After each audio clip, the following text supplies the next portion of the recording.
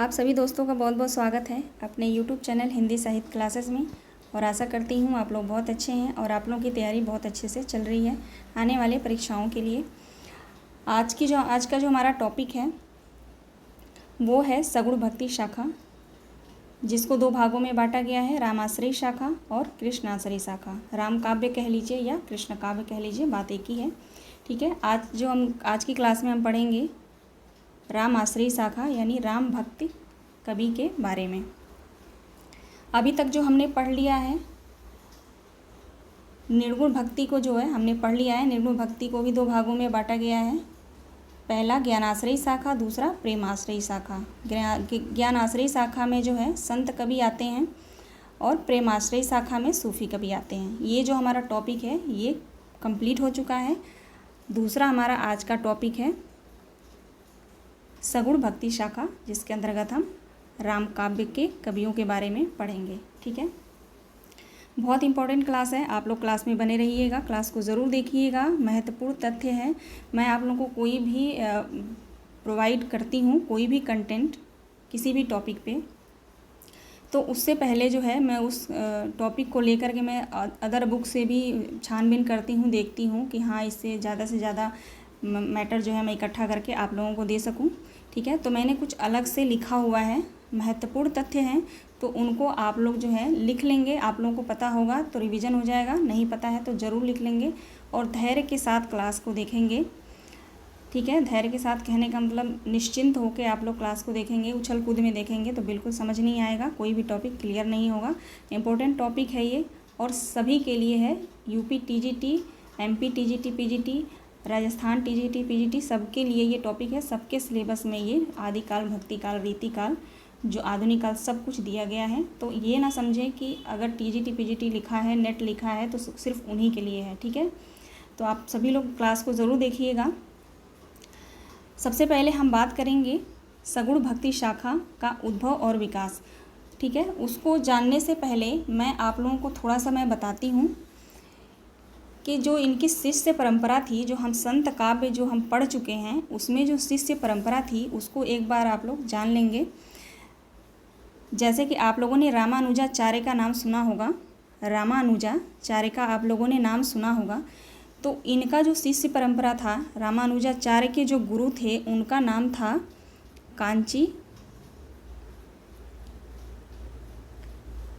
कांचीपुरम।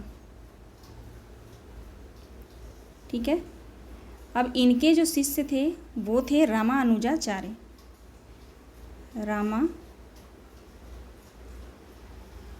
रामानुजाचार्य,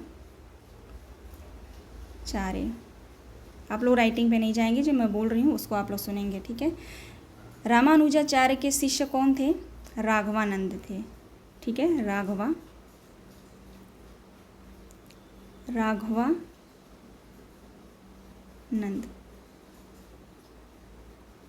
ठीक है, कांचीपुरम जो थे उनके शिष्य थे रामानुजाचार्य, रामानुजाचार्य के शिष्य थे राघवानंद और राघवानंद के शिष्य कौन थे? रामानंद थे। आप सभी जानते होंगे रामानंद किसके शिष्य थे? राघवानंद के थे। ठीक है, ये जो शिष्य परंपरा है ये रामानुजाचार्य की शिष्य परंपरा है। आप लोग इन चारों नामों को आप लोग ध्यान रखिएगा। क्वेश्चन आता है कि रामानुजाचार्य की शिष्य परंपरा में कौन नहीं आता या कौन आता है, तो इन चारों नामों को आप याद रखिएगा। करारा, ऐसे आप लोग नाम इसको ट्रिक के माध्यम से आप लोग याद कर लेंगे। अब बात आती है रामानंद के। अब रामानंद की शिष्य परंपरा को भी आपको जानना बहुत ज़रूरी है। तो रामानंद के कितने शिष्य थे? तो इनके 12 शिष्य थे। ठीक है, रामानंद के 12 शिष्य थे। अब वो कौन कौन थे? 12 शिष्यों में जिसके बारे में हम पहले पढ़ चुके हैं, संत कवियों में सारे संत कवि थे, जिसमें पहले थे रैदास, कबीर, पीपा, धन्ना, सेन, अनंतानंद, भावानंद, सुखानंद, नरहरियानंद, सुरसुरानंद, सुरसुरीनंद और पद्मावती। ठीक है, ये 12 शिष्य थे। आप लोग रिपीट करके जो है इन शिष्यों का नाम आप लोग लिख सकते हैं या आपने लिखा भी होगा। ठीक है, ये हो गए 12 शिष्य जो मैंने आप लोगों को बताया रामानंद के। अब चलते हैं आगे हम देखते हैं। तो जो रामानंद के शिष्य थे अनंतानंद, जो अनंतानंद शिष्य थे रामानंद के, वो जो है उनके शिष्य कौन थे? अनंतानंद के शिष्य कौन थे? एक बार यहाँ पे मैं लिख देती हूँ।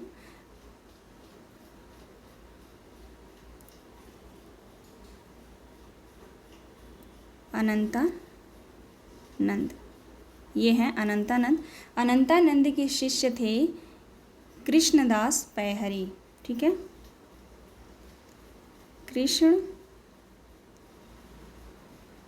कृष्णदास पैहरी, ये जो थे अनंतानंद के शिष्य थे कृष्णदास पैहरी। अब कृष्णदास पैहरी के भी 3 शिष्य थे।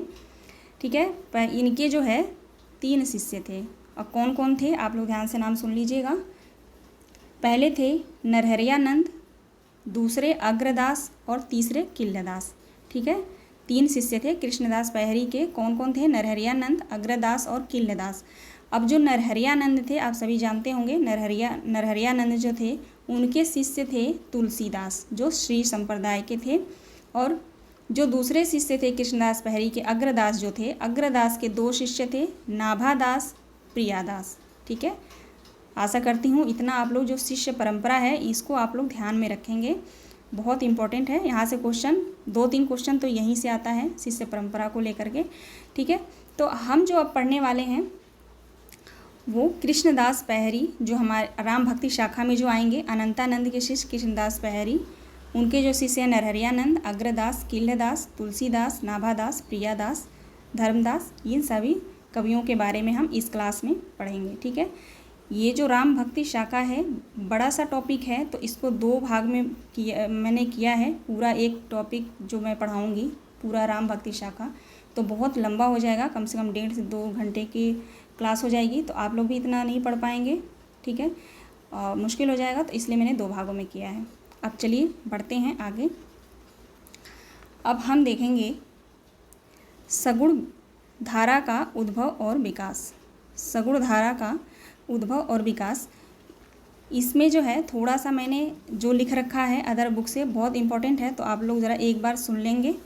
ठीक है, सगुण भक्ति के उद्गम का कोई निश्चित समय नहीं है, परंतु विद्वान सगुण भक्ति काव्य का आधार श्रीमद् भागवत पुराण को मानते हैं, क्योंकि 6ठी शताब्दी ईसा पूर्व में राम भक्ति का प्रथम साक्ष्य मिल जाता है। ठीक है, 6ठी शताब्दी ईसा पूर्व में राम भक्ति का जो प्रथम साक्ष्य जो है वो मिल जाता है। अब बात करेंगे रामाश्रयी काव्य धारा के बारे में। तो भारतीय विभिन्न भाषाओं में रामायण के 300 से लेकर 1000 तक की संख्या में रामायण मिल जाता है। ठीक है, ऐसा माना जाता है कि भारतीय विभिन्न भाषाएं हैं उनमें उन भाषाओं में रामायण के 300 से लेकर 1000 की संख्या में रामायण मिलता है। संस्कृत में रचित वाल्मीकि रामायण, जिसको हम आर्ध रामायण भी कहते हैं, सबसे प्राचीन माना जाता है। ठीक है, अगर क्वेश्चन आता है सबसे प्राचीन रामायण तो कौन सा होगा? आर्ध रामायण वाल्मीकि का, जो संस्कृत भाषा में है। इसलिए महर्षि वाल्मीकि को विश्व का आदि कवि भी कहा जाता है। ठीक, अब आते हैं व्यास पे। वेद व्यास द्वारा रचित महाभारत के वन पर्व में समोपाख्यान के रूप में भी राम कथा वर्णित है। ठीक है, वेद व्यास की जो रचना है महाभारत, उसके महाभारत के वन पर्व में राम कथा वर्णित है, इसको आप लोग ध्यान रखेंगे। महाभारत के द्रोण पर्व और शांति पर्व में भी राम कथा मिलता है।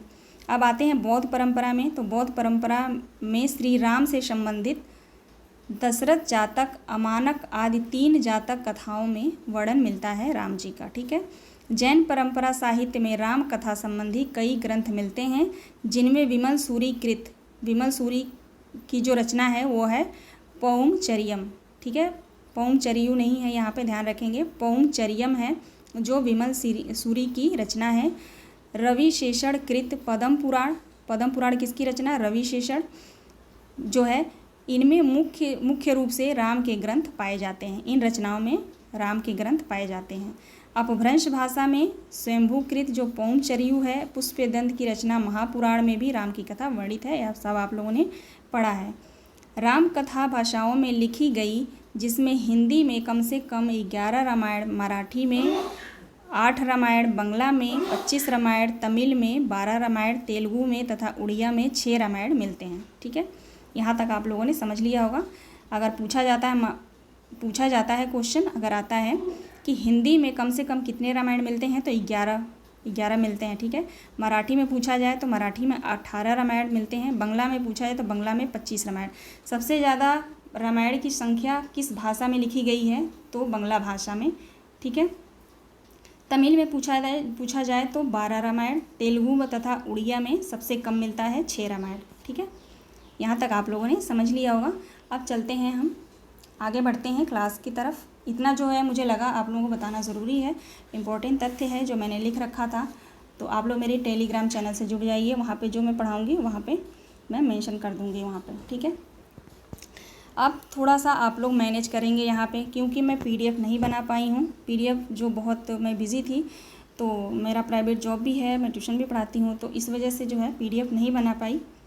तो आप लोग थोड़ा मैनेज करिएगा। मुझे ऐसा लगा कि कंटेंट से मतलब होना चाहिए, जो भी बच्चे पढ़ते हैं कंटेंट से मतलब होना चाहिए, कंटेंट अच्छा होना चाहिए। ठीक है, जो आपके पास पहुँच सके, मेरी कोशिश यही रहती है। इसलिए मैंने PDF नहीं बनाया, इसको मैं कन्वर्ट नहीं कर पाई।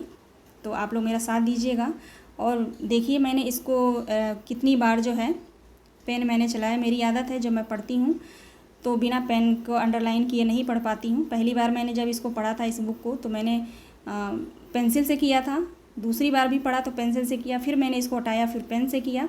अब तीसरी बार मैं आप लोगों को पढ़ा रही हूँ। कहीं कहीं मैंने मार्कर भी लगा रखा है, हाईलाइट भी किया है। तो आप लोग साफ़ सुथरा दिख रहा है, आप लोग कमेंट के माध्यम से बताइएगा। वैसे मैं अभी तक जो है कन्वर्ट करके ही पढ़ाती हूँ, लेकिन मुझे टाइम नहीं मिला। ठीक है, जैसे ही टाइम मिलेगा, लेकिन क्वेश्चन जो कराऊंगी प्रैक्टिस सेट जो होगा वो कन्वर्ट होगा। ठीक है, वो PDF में होगा। चलिए देखते हैं सगुण भक्ति धारा। ठीक है, इस सगुण भक्ति धारा के अंतर्गत सगुण भक्ति का उद्भव व विकास को देखते हैं। आचार्य रामचंद्र शुक्ल के अनुसार श्रद्धा और प्रेम के योग का नाम भक्ति है। आचार्य रामचंद्र शुक्ल के अनुसार श्रद्धा और प्रेम के योग का नाम भक्ति है। आप लोग ध्यान रखेंगे। भक्ति साहित्य में स्थानत्रयी, परिषद, गीता तथा ब्रह्म सूत्र को कहा गया है। मैं यहाँ पे अंडरलाइन नहीं करूँगी। ठीक है, मैं ऐसे बोलती जाऊँगी क्योंकि वहाँ पे हो रखा है तो ज़्यादा होच पोच हो जाएगा, तो आप लोगों को दिखेगा नहीं। भक्ति साहित्य में प्रस्थानत्रयी उपनिषद को गीता तथा ब्रह्म सूत्र को कहा गया है। ठीक है, दूसरा है नारद भक्ति सूत्र में भक्ति के 11 भेद माने गए हैं। ठीक है, यहाँ पे नारद भक्ति सूत्र में भक्ति के 11 भेद माने गए हैं। देखिए मैं अंडरलाइन करे बिना मैं रह ही नहीं सकती, है ना। चलिए आप लोग, मैं जो बोल रही हूँ कहीं आप अगर ढक जाए अक्षर, तो आप लोग जो मैं बोल रही हूँ उसको आप लोग सुनिएगा। अब यहाँ पे 11 नाम दिए गए हैं। गुण, महात्म शक्ति, रूपा शक्ति, पूजा शक्ति, स्मरण शक्ति, दास शक्ति, सांख्य शक्ति, कांता शक्ति, वात्सल्या शक्ति, आत्मनिवेदनात् शक्ति, तन्मयता शक्ति, परम विरहा शक्ति। सबके लास्ट में जो है शक्ति लगा है, तो आप लोग ध्यान रखेंगे। ठीक है, नारद भक्ति सूत्र कितने माने गए हैं, तो 11 भेद माने गए हैं नारद भक्ति सूत्र के। आगे देखते हैं।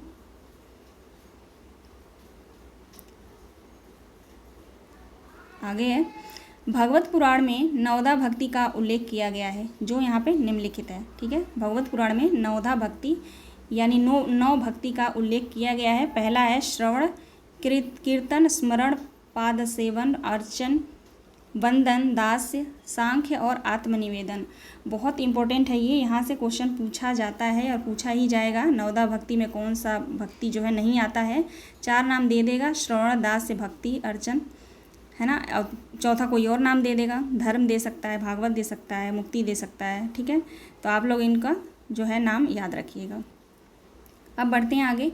वैष्णव धर्म में सर्वप्रथम भागवत धर्म आता है। वैष्णव धर्म में सर्वप्रथम कौन सा धर्म आता है, तो आप लोग ध्यान रखेंगे, भागवत धर्म आता है।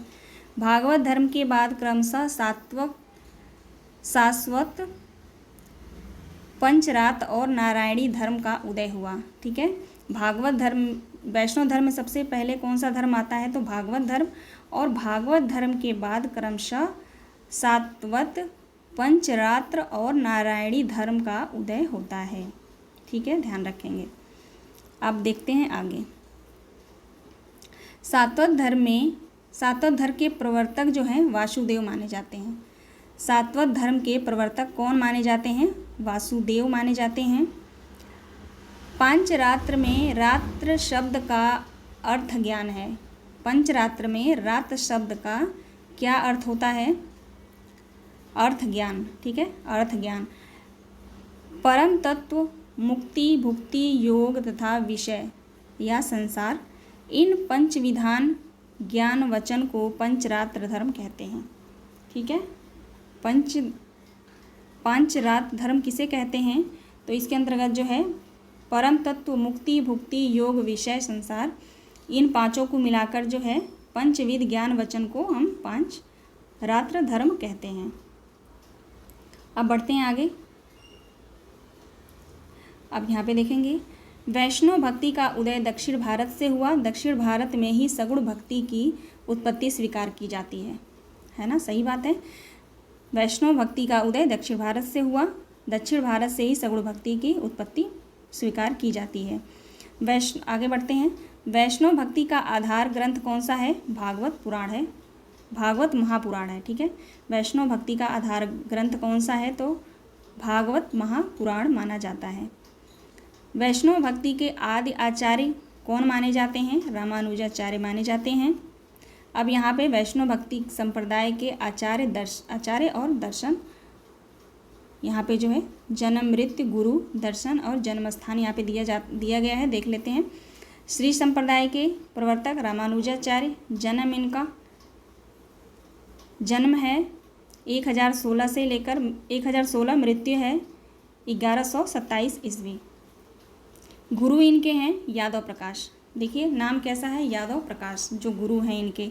और इनके रामानुजाचार्य के गुरु कौन थे? जो जिनसे इन्होंने शिक्षा प्राप्त करी थी? कांचीपुरम। ठीक है, गुरु जो शिष्य परंपरा में, जिनके शिष्य परंपरा में ये आते हैं, तो कांचीपुरम, जो मैंने आप लोग को स्टार्टिंग में बताया। और यहाँ पे देखिए गुरु जो हैं इनके, गुरु यहाँ पे यादव प्रकाश दिया गया है, तो इसको भी आप लोग याद रखेंगे। दर्शन क्या है इनका? विशिष्ट द्वैतवाद। जन्म स्थान कांचीपुरम, दक्षिण भारत। ब्रह्म संप्रदाय के प्रवर्तक माधवाचार्य, 1199 में जन्म है इनका। द्वैतवाद है, दर्शन जो है सिद्धांत इनका द्वैतवाद है। जन्म स्थान बेलीग्राम। रुद्र संप्रदाय के विष्णु स्वामी, 1300 ईस्वी में जन्म है इनका। शुद्धाद्वैतवाद के हैं। सनकादिक संप्रदाय के निम्बारकाचार्य हैं, 1114 जन्म है, 1162 मृत्यु है। नारद मुनि गुरु हैं इनके। दर्शन है इनका द्वैतवाद। जन्म स्थान है निम्बापुर। ठीक है। रुद्र संप्रदाय के वल्लभाचार्य हैं, जन्म है इनका 1478, मृत्यु 1530। गुरु विष्णु स्वामी, शुद्धाद्वैतवाद। जन्म स्थान चंपारण, रायपुर जिला। आगे बढ़ते हैं। रुद्र संप्रदाय के आदि प्रवर्तक विष्णु स्वामी है, किंतु कई विद्वान इसका प्रवर्तक वल्लभाचार्य को मानते हैं। आगे देखते हैं। दक्षिण भारत के वैष्णव भक्तों को अलवार कहते हैं। अलवार ने कृष्ण और राम दोनों की आराधना की थी। दक्षिण भारत के वैष्णव भक्तों को क्या कहते हैं? अलवार कहते हैं। और अलवारों ने कृष्ण और राम दोनों की आराधना की थी, आप लोग ध्यान रखेंगे। अलवारों के संबंध में दक्षिण भारत के केरल प्रांत से था। अलवारों का संबंध जो था दक्षिण भारत के केरल प्रांत से था। इनकी संख्या 12 है, जो यहाँ पे दिया गया है, देखते हैं। ये जो इनका है तमिल नाम है, यहाँ पे संस्कृत नाम दिया गया है। पहला नाम है मोयंगो आलवार भूतंतला, क्या लिखा है ये, भूतंतालवार। ठीक है। तीसरा है पयालवार। चौथा है नम्न आलवार। पांचवा है नमना आलवार। मधुर कवि आलवार, कुलशेखर आलवार, पेरो आलवार, अंडाल आलवार जो महिला थी। 11वां है तोडल डिपोडो आलवार। 11वां है तिरुपान आलवार। 12 देखते हैं। 12वां है तिरुमंगे आलवार। ठीक है, आप लोग इनका जो है संस्कृत नाम जरूर देख लीजिएगा, पूछा जाता है, इम्पोर्टेंट है ये। नम्न का जो इम्पोर्टेंट है, नमना आलवार का भी बहुत इम्पोर्टेंट है। कुलशेखर का भी बहुत इम्पोर्टेंट है। आंडाल जो है इनका बहुत आवश्यक है याद करना, ठीक है। इन 4-5 लोगों का जो है आप लोग संस्कृत नाम ध्यान रखेंगे। आगे देखते हैं, आलवार संतों में सर्वाधिक लोकप्रिय षटकोप थे। इन्होंने निम्न पुस्तकों की रचना की। आलवार संतों में सबसे लोकप्रिय कौन थे? तो षटकोप थे। इनका ही नाम था षटकोप, यहाँ पे दिया गया होगा, ये रहा, ठीक है। नमनालवार जो है इनका ही नाम षटकोप था, जो आलवारों में सबसे लोकप्रिय थे। इनके जो यहाँ पे ग्रंथ हैं तिरुवायमोली, तिरुविरुतम, तिरुवर्गसरियम तथा पेरियतिरुवंदादि सहस्त्रगीति, ठीक है। इम्पोर्टेंट है, आप लोग ग्रंथ को आप लोग ध्यान से पढ़ लेंगे। अब बढ़ते हैं आगे। 7वें आलवार संत केरल के चेरवंशी राजा कुलशेखर ने 7वें आलवार संत केरल के चेरवंशी राजा कुलशेखर ने पेरुमाल तिरुभोवी नामक ग्रंथ की रचना की थी, ठीक है। पेरुमाल तिरुभोवी नामक ग्रंथ रचना किसकी है? तो चेरवंशी राजा कुलशेखर की है। आलवार संतों के लोक प्रचलित 4000 पदों को नलियार दिव्य प्रबंध शीर्षक से 4 भागों में रंगनाथ मुनि या रघुनाथाचार्य ने संकलित किया है। ये क्वेश्चन जो है मैं आप लोगों को पढ़ा चुकी हूँ। आगे देखते हैं, रघुनाथाचार्य या रंगनाथ मुनि को श्री संप्रदाय का प्रथम आचार्य माना जाता है। इनका जन्म 824 ईस्वी तथा मृत्यु 924 ईस्वी में हुआ था। रंगनाथ मुनि ने न्याय तत्व नामक एक दार्शनिक ग्रंथ संस्कृत में लिखा था। न्याय तत्व नामक ग्रंथ जो संस्कृत भाषा में लिखा गया है, किसका है? तो रंगनाथ मुनि का है।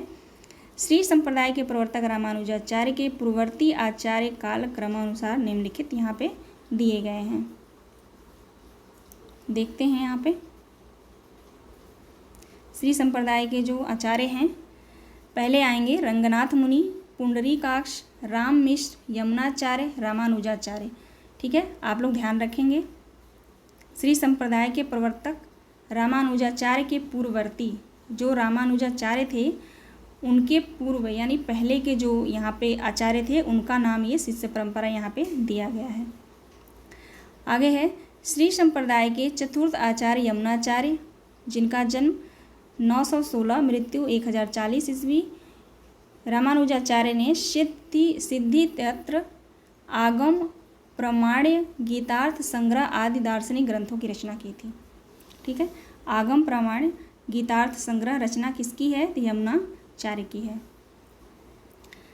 श्री संप्रदाय में राम को आराध्य माना जाता है। श्री संप्रदाय में राम को आराध्य माना जाता है। ब्रह्म तथा ब्रह्मा, रुद्र एवं सनकादिक में कृष्ण को आराध्य माना जाता है। बिल्कुल क्लियर होना चाहिए आप लोगों को ये सारे टॉपिक। श्री संप्रदाय में राम को आराध्य माना जाता है तथा ब्रह्मा, रुद्र और सनकादिक में कृष्ण को आराध्य स्वीकार किया जाता है। आगे देखते हैं, अहिंसावाद और प्रपत्तिवाद वैष्णव संप्रदाय का विशिष्ट है। प्रपत्तिवाद को शरणागति भी कहा जाता है। प्रपत्तिवाद को शरणागति भी कहा जाता है, जिसमें वैष्णव संप्रदाय में प्रपत्ति या शरणागति के 6 अंग माने जाते हैं। 6 अंग माने गए हैं, यहाँ पे 6 दिया गया है। अनुकूलन का संकल्प, प्रतिकूल का त्याग, रक्षा का विश्वास, गोत्र तत्वरण, आत्मनिरपेक्ष तथा कार्यपरायणता।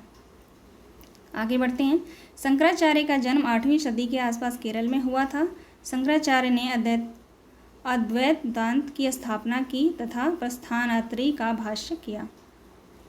आगे देखते हैं, शंकराचार्य के गुरु का नाम गोविंद योगी था, ठीक है। शंकराचार्य के गुरु का क्या नाम था? गोविंद योगी था। शंकराचार्य ने स्मार्त संप्रदाय का प्रवर्तन किया जो पंचदेवोपासना पर आधारित है। शंकराचार्य ने स्मार्त संप्रदाय का प्रवर्तन किया जो पंचदेवोपासना पर आधारित है।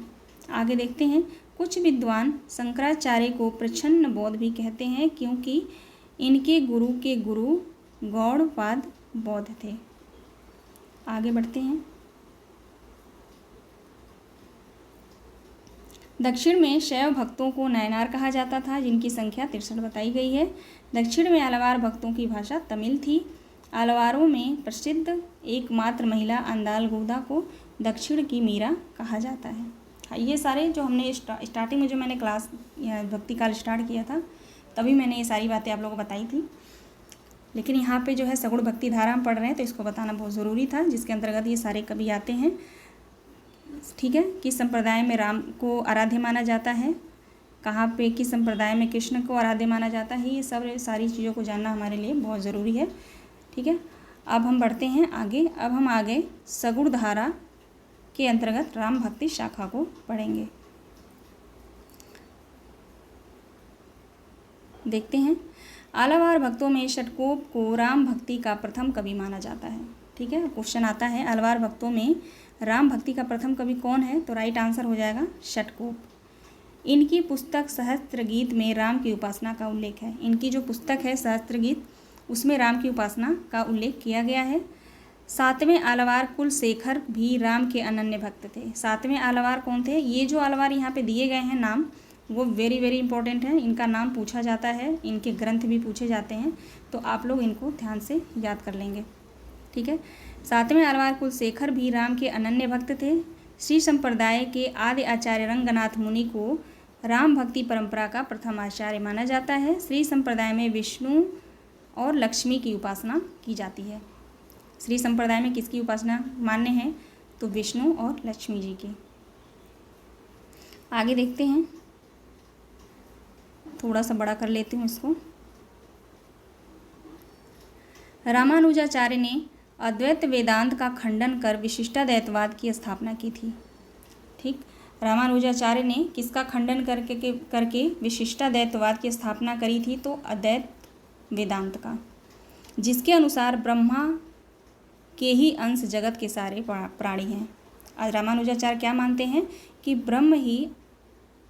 ब्रह्म ही अंश जगत के सारे प्राणी हैं। आगे है, आलावार षटकोप में 5 पीढ़ी के पीछे रामानुजाचार्य हुए। क्वेश्चन आता है, अगर आलावार षटकोप के कितने पीढ़ी के बाद रामानुजाचार्य का नाम आता है, पीछे नाम आता है, तो 5वीं पीढ़ी। रामानुजाचार्य को शीश या लक्ष्मण का अवतार भी माना जाता है। श्री संप्रदाय की प्रधान गद्दी तोताद्री में स्थापित है। श्री संप्रदाय की गद्दी कहाँ स्थापित है, तो तोताद्री में। रामानुजाचार्य की 14वीं या 15वीं शिष्य परंपरा में सुप्रसिद्ध स्वामी रामानंद हुए। रामानुजाचार्य की 14वीं या 15वीं शिष्य परंपरा जो थी इनकी, उसमें जो है सुप्रसिद्ध स्वामी रामानंद हुए। हिंदी में राम काव्य के पुरस्कर्ता रामानंद माने जाते हैं। ठीक है, मैंने शिष्य परंपरा रामानंद की भी आप लोगों को शिष्य परंपरा बताई है स्टार्टिंग में। हजारी प्रसाद द्विवेदी ने लिखा है, मध्य युग की समग्र स्वाधीन चिंता के गुरु रामानंद ही थे। ठीक, आप लोग इसको ध्यान रखेंगे, मध्य युग के समग्र स्वाधीन चिंता के गुरु रामानंद ही थे। ये किसने कहा है, हजारी प्रसाद द्विवेदी ने। आगे बढ़ते हैं, रामानंद के गुरु का नाम राघवानंद था। हजारी प्रसाद द्विवेदी ने रामानंद को आकाश धर्मा गुरु कहा है। हजारी प्रसाद द्विवेदी ने रामानंद को क्या कहा है, आकाश धर्मा गुरु। आगे देखते हैं, राघवानंद ने उत्तर भारत में राम भक्ति का प्रवर्तन किया, परंतु इसे प्रतिष्ठित और प्रसारित रामानंद ने किया। ठीक है, राघवानंद जो थे उत्तर भारत में राम भक्ति का प्रवर्तन इन्होंने किया था, परंतु इसे आगे बढ़ाने का यानी प्रतिष्ठित करने का काम, प्रचार प्रसार करने का काम किसने किया, तो रामानंद ने किया। यहाँ से 2 क्वेश्चन बन सकते हैं। ठीक है, आप लोग ध्यान रखेंगे। रामानंद 14वीं सदी के में वर्तमान थे। रामानंद कौथी सदी में वर्तमान थे, तो 14वीं सदी में। इनके प्रमुख ग्रंथ यहाँ पे दिए गए हैं, देखते हैं। रामानंद के ग्रंथ हैं वैष्णव मताज भास्कर, श्री रामार्चन पद्धत, योग चिंतामणि, राम रक्षा स्रोत, आनंद भाष्य। बहुत महत्वपूर्ण है ये ग्रंथ, आप लोग इसको याद कर लेंगे। रामानंद रचित प्रमुख काव्य पंक्ति यहाँ पे दी गई हैं। यहाँ पे काव्य पंक्तियाँ दी गई हैं रामानंद की। आरती कीजिए हनुमान लला की, दुष्ट दलन रघुनाथ कला की, जाके बल भरते मही पापे, रोग सोग जाके सीमा न चापे, जहाँ जाइए हो धरि लागो रंग, मेरो चंचल मन भयो अपंग। ये जो पंक्ति है रामानंद की है। रामानंद ने रामावत संप्रदाय की स्थापना की। इस संप्रदाय के लोग वैरागी के नाम से जाने जाते हैं। रामानंद ने रामावत संप्रदाय की स्थापना की और इस संप्रदाय में जो लोग रहते हैं वो बैरागी के नाम से प्रसिद्ध हुए। रामानंद कृत वैष्णव मतास भास्कर में उनके शिष्य सुरसुरानंद के 9 प्रश्न किए गए हैं। ठीक है, रामानंद की जो रचना है वैष्णव मताब्ज भास्कर में उनके शिष्य सुरसुरानंद ने 9 प्रश्न किए हैं, जिनके उत्तर में राम तारक मंत्र की विस्तृत व्याख्या, अहिंसा का महत्व इत्यादि विषय है। विषय क्या है? अहिंसा का महत्व। आगे बढ़ते हैं। रामानंद के 12 शिष्य थे। आचार्य शुक्ल, आचार्य प्रसाद द्विवेदी और राम कुमार वर्मा के अनुसार ये यहाँ पे शिष्य यहाँ पे दिए गए हैं। आचार्य रामचंद्र शुक्ल, इन तीनों का आप लोग को ध्यान रखना पड़ेगा। क्वेश्चन आता है यहाँ से कि आचार्य रामचंद्र शुक्ल ने किसको किसको रामानंद के 12 शिष्यों में किसको नहीं माना है। ठीक है, तो आप लोग यहाँ पे पढ़ लेंगे इन शिष्यों को जो नाम यहाँ पे दिया गया है सबको आप लोग पढ़ लेंगे कि रामानंद ने आचार्य रामचंद्र शुक्ल ने किनको माना है, हजारी प्रसाद द्विवेदी ने किसको माना है और राम कुमार वर्मा ने किसको माना है। ठीक है, खास करके आप लोग लास्ट का और स्टार्टिंग का, जो यहाँ पे आचार्य रामचंद्र शुक्ल ने जो माना है पहला अनंता दास और लास्ट में धन्ना को माना है। हजारी प्रसाद द्विवेदी ने आशानंद को पहला माना है और धन्ना जाट को लास्ट में माना है। राम कुमार वर्मा ने अनंतानंद को माना है और लास्ट में सेन को माना है। ठीक है, सॉरी नीचे भी है अभी, है ना। आचार्य रामचंद्र शुक्ल ने सुरसुरी को माना है। ठीक है, लास्ट में श्री आनंद को माना है। हजारी प्रसाद द्विवेदी ने पद्मावती को राम कुमार वर्मा ने माना है। मुझे लगा वहीं तक है। चलिए देखते हैं आगे।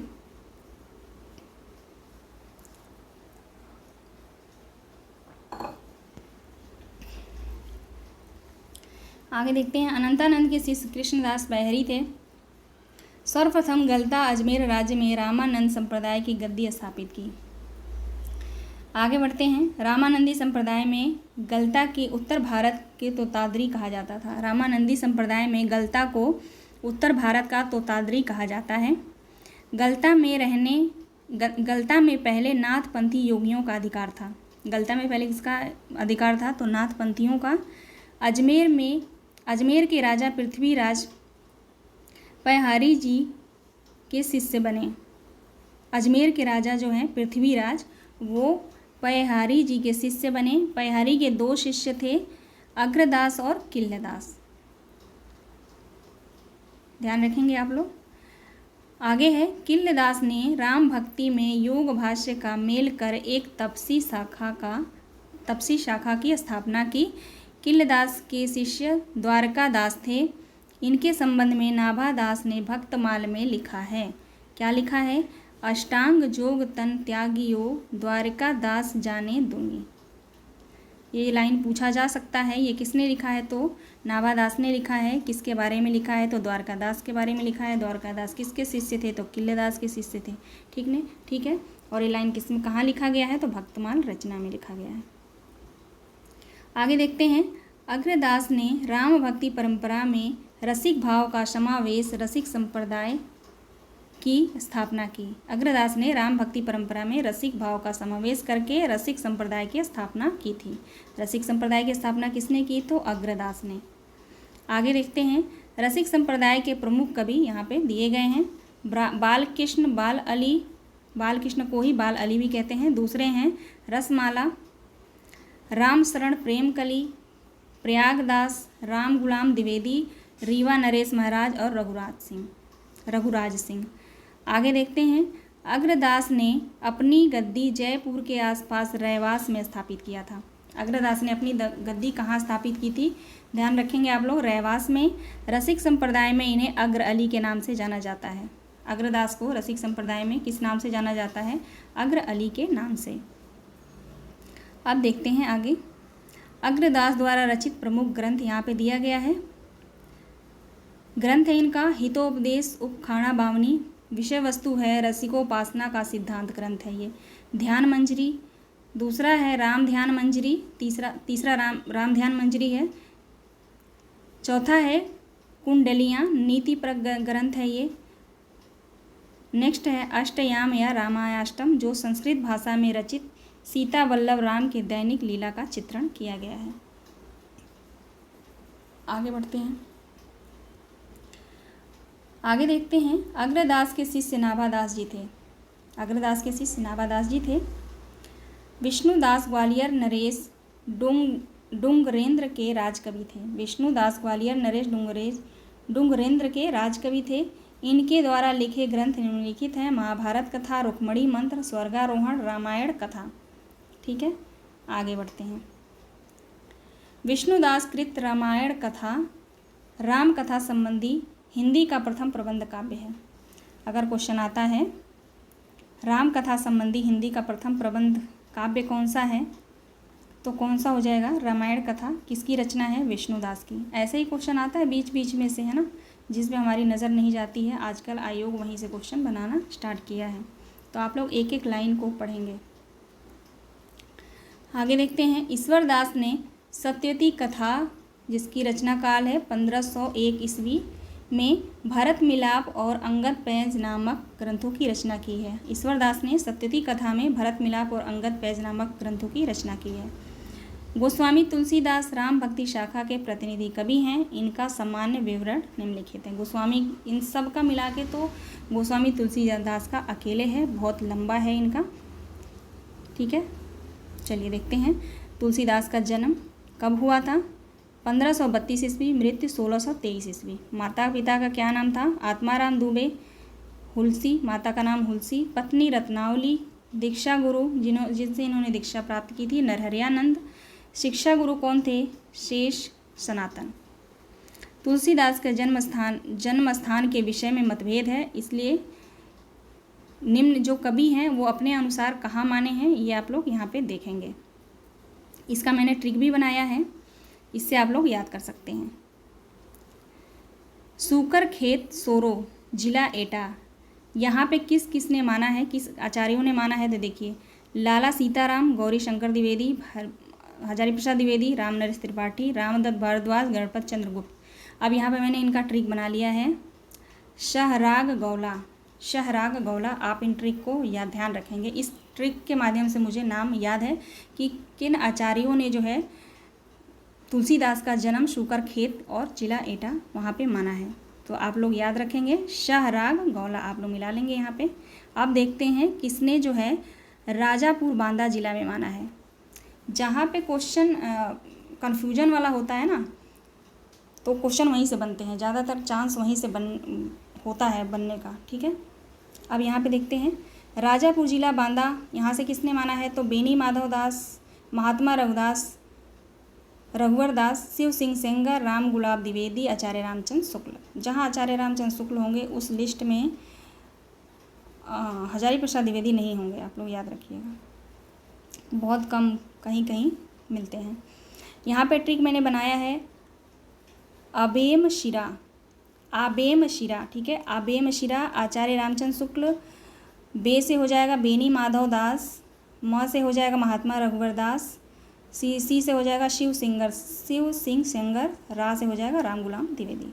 आप लोग याद रखेंगे ट्रिक को। अब बढ़ते हैं आगे। आचार्य रामचंद्र शुक्ल तुलसीदास को स्मार्त वैष्णव मानते हैं। स्मार्त वैष्णव कौन मानता है तुलसीदास को? आचार्य रामचंद्र शुक्ल जी मानते हैं। आचार्य रामचंद्र शुक्ल के अनुसार हिंदी काव्य की प्रौढ़ता के युग का आरंभ गोस्वामी तुलसीदास द्वारा हुआ। तुलसीदास के महत्व के संदर्भ में विद्वानों में कही गई उक्तियाँ निम्न हैं। तुलसीदास के बारे में कथन दिया गया है। किन विद्वानों ने क्या क्या कथन कहे हैं वो यहाँ पे हम देखते हैं। नाभादास ने क्या कहा है तुलसीदास को? तो कली काल का वाल्मीकि कहा है। स्मिथ ने क्या कहा है? तो मुगल काल का सबसे महान व्यक्ति। स्मिथ ने क्या कहा है? मुगल काल का सबसे महान व्यक्ति। डॉक्टर गिरसन ने क्या कहा है? बुद्ध देव के बाद सबसे बड़े लोकनायक कौन हैं? तो तुलसीदास हैं। मधुसूदन सरस्वती ने क्या कहा है? आनंद कान ने कश्च चंड गंड मस्तुलसी तुरुआ, कविता मंजरी यस्य राम ब्रह्म भूषिता। आप लोग याद रखेंगे, बार बार पढ़ेंगे, याद हो जाएगा। रामचंद्र शुक्ल ने क्या कहा है? इनकी वाणी की पहुँच मनुष्यों के सारे भावों और व्यवहारों तक है। एक ओर तो वह व्यक्तिगत साधना के मार्ग में विरागपूर्ण शुद्ध भगवत भजन का उपदेश करती हैं, दूसरी ओर लोक पक्ष में आकार पारिवारिक और सामाजिक व्यक्तियों का सौंदर्य दिखाकर मुग्ध करती हैं। ठीक है। रामचंद्र शुक्ल का यहाँ पे एक और कथन है, यह एक कवि ही हिंदी के पौण साहित्यिक भाषा सिद्ध करने के लिए काफ़ी है। ठीक है। ये पंक्ति जो है, कथन जो है आचार्य रामचंद्र शुक्ल का है। आचार्य रामचंद्र शुक्ल का यहाँ पे आगे और दिया गया है, तुलसीदास उत्तरी भारत की समग्र जनता के हृदय मंदिर में पूर्ण प्रेम प्रतिष्ठा के साथ विराज रहते हैं। सही बात है। हजारी प्रसाद द्विवेदी ने क्या कहा है, भारतवर्ष का लोकनायक वही हो सकता है जो समन्वय करने का अपार धैर्य लेकर आया हो। रामविलास शर्मा ने क्या कहा है, तुलसीदास को तो जातीय कवि कहा है। रामविलास शर्मा ने क्या कहा है, जातीय कवि कहा है। अमृतलाल नागर ने क्या कहा है, मानस का हंस कहा है। गोस्वामी तुलसीदास रामानुजाचार्य के श्री संप्रदाय और विशिष्टाद्वैतवाद से प्रभावित थे। ठीक है। गोस्वामी तुलसीदास रामानुजाचार्य के श्री संप्रदाय और विशिष्टावाद से जो है प्रभावित थे। उनकी भक्ति भावना कैसी थी, दास्य भाव थी। अब यहाँ जो है हमारा ये कंप्लीट होता है टॉपिक, सॉरी कंप्लीट नहीं होता है, पहला भाग इसका जो है यहाँ तक हमने कर लिया। अब इसका जो है दूसरा पार्ट मैं नेक्स्ट वीडियो में लेकर आऊँगी। इतनी मेहनत से मैं अब वीडियो बनाती हूँ आप लोगों के लिए, तो प्लीज़ आप लोग देख लिया करिए। मेहनत का कहने का मतलब कि मुझे उसके लिए कोई दिक्कत नहीं है कि मैं इतनी मेहनत करती हूँ। मुझे बुरा इसलिए लगता है कि मैं जो कंटेंट मैं जो बना रही हूँ वो करके आप लोगों तक पहुँचाने के लिए, वो आप लोग नहीं पढ़ेंगे तो फिर मेरा मतलब बनाने का क्या फ़ायदा। ठीक है। तो मैं चाहती हूँ कि जो मैं प्रोवाइड करूँ, मैं दिल से कह रही हूँ कि बहुत मेहनत करके बनाती हूँ मैं आप लोगों के लिए, ताकि आप लोग उसको पढ़ें और आप लोग की परीक्षा और मजबूती से हो सके। आप लोग जब पेपर देंगे, क्वेश्चन आप लोगों का गलत ना हो। ठीक। क्योंकि मैं खुद ही बहुत गहराई से पढ़ती हूँ। मैं कोई भी टॉपिक पढ़ती हूँ तो सबसे पहले मैं उसके जड़ को पकड़ती हूँ। ये नहीं कि मैं ऊपर ऊपर पढ़ लिया ऐसे, नहीं, पहले मैं उसको जड़ से पकड़ूंगी, उसके बाद जो है सारी बातों को, तमाम बातों को मैं जानने की कोशिश करती हूँ। ठीक है। तो आप प्लीज़, आप सभी से निवेदन है कि मेरे चैनल को सब्सक्राइब कर लीजिएगा, बेल आइकन को प्रेस कर लीजिए, ताकि आने वाला वीडियो जो है आपके मोबाइल पे जो है आसानी से पहुँच जाए और आप लोग अपनी तैयारी को और मजबूत बना सकें। साथ दीजिए मेरा। मिलते हैं नेक्स्ट वीडियो में। आप सभी दोस्तों का बहुत बहुत धन्यवाद, और आप सभी लोग स्वस्थ रहिए, मस्त रहिए और अपना ख्याल रखिए।